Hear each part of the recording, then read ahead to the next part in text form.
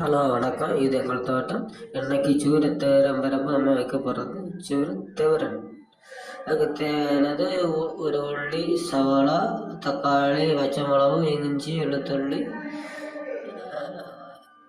ஒரு முட்டை, அவ்வளோதான்.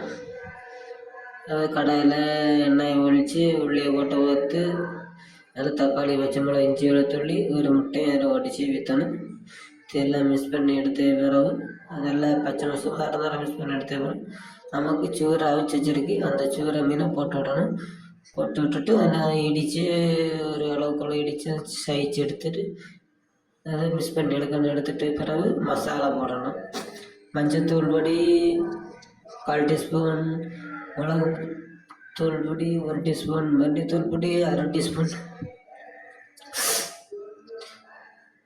1/2 teaspoon chicken masala, 1/4 teaspoon garam masala, கொஞ்சம் ஒரு அளவு குருமிளகு பொடி, இவ்வளோ போட்டு மிக்ஸ் பண்ணி எடுத்து கிண்டி பச்சை மசம் ஒரு நேரம் கிண்டிகிட்டே இருந்து அதில் வேவிச்சு எடுத்து அதில் ஒரு கைப்பிடி அளவு, ஒரு கைப்பிடியில் 2 கொத்து கருவேப்பிலை போட்டு விடணும். போட்டு விட்டுட்டு 1 மினிட்டு நல்லா கிண்டி எடுத்துகிட்டு இறக்கி வச்சு விட வேண்டியதான்.